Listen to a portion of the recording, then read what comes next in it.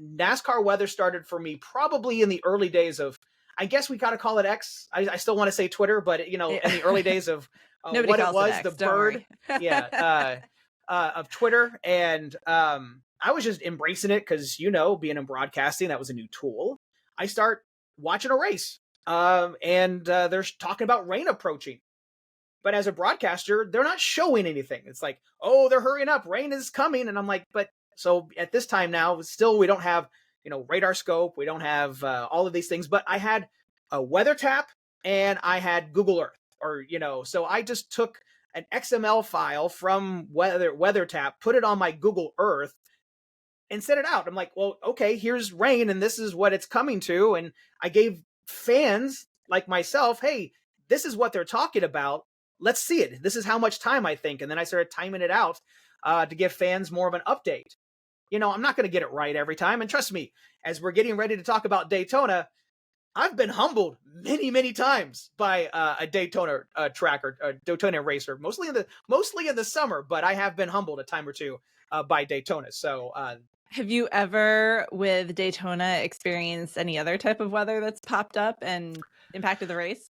From a Daytona standpoint, no. I mean, severe weather. There's some circulations that maybe a tornado was nearby. It's hard to confirm. Generally, it was a Daytona 500 where there was severe weather. Pocono had a lightning strike that killed a fan. Okay, well-worn storm. Even I was shouting, on the keyboard, like, they need to end this. But I also knew that once that rain arrived, it was part of a boundary. It was like a line of showers and thunderstorms. And once it came, the race was over. I mean, I knew that. Anybody else observing knew that was the case. So, but they waited until the rain actually came, about 15, 20 minutes after the warning was issued. Got fans out, but, a fan went and then was out around wherever their car was parked, struck by lightning. It was one of those situations that probably could have been diverted. So usually the worst, the weather situation you're going to have to deal with for NASCAR, genuinely speaking, is going to be the rain, maybe some heat, but I haven't had too many problems, but it's generally rain. Now, Martinsville in the March, yeah, we had a snow situation. They actually canceled the race because they got so much snow that it was melting.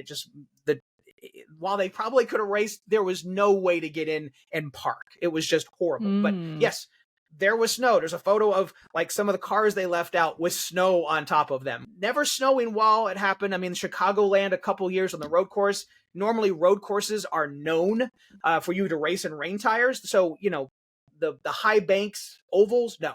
Too much centrifugal force. You can't race in the rain on those. But road courses, yes, you can brake. You're not going at high amount of speeds. They have special tires for that. But yeah, generally it's rain that's going to cause a problem to at least cancel or postpone a race or the threat of severe weather. Interesting, because I guess my first thought was like about the race itself and the cars and driving on wet roads. But you really bring up a good point of like the fans. That's got to be like a much bigger risk when you have any sort of severe weather going on, that the fans are actually at risk, and not just in the stadium, but like going out to their cars. It takes time to get everybody kind of cleared out. My goal is not to hurt the sport, but to make sure fans are prepared and have a good time. I want them to have a great weekend. I want them to have a good time. I want them to be prepared so that they'll come back and enjoy the sport that we all love. So other sports have on staff meteorologists, or at least hire out meteorologists. Are you aware of NASCAR having any meteorologists that work directly for them?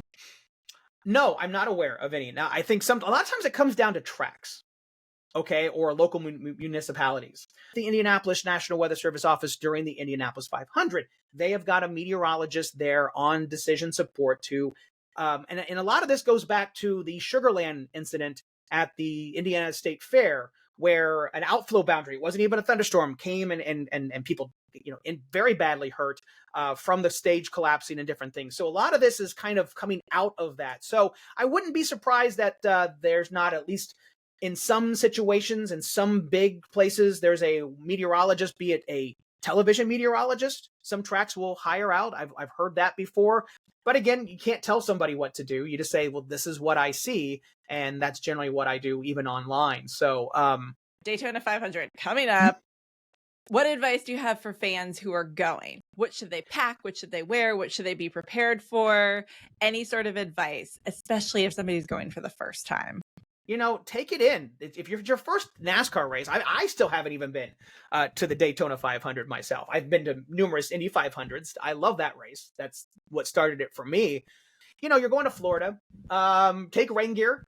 I like to say if you bring rain gear, that's more insurance that you're never going to need it. Do they have lightning detection Yes. like golf courses do? So there would be like sirens that would go off if there's lightning in the area. They'll put that on the big screen, like, hey, lightning's been detected, and they've kind of genuinely taken the NCAA rule of about 8 miles. If there is a lightning strike or if lightning detection goes off, where do people go? Do they all have to just go back to their cars? Is there a place to shelter? I think a lot of them try to get them into the concourse areas underneath the stands, out of the elements.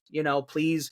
That's genuinely what I think they do. I haven't seen, and I think it is track by track. That's where a decision needs to be stepped in up ahead of time so that fans don't feel like they have to make that decision between watching the outcome that they paid for versus their own personal safety.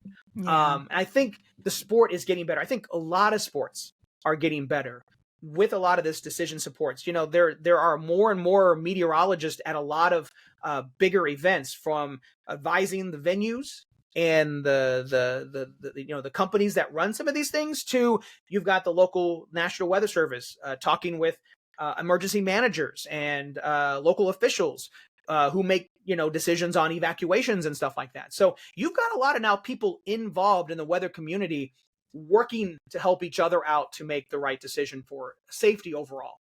Hey, thank you so much for watching. While you're here, check out some other videos you just may like.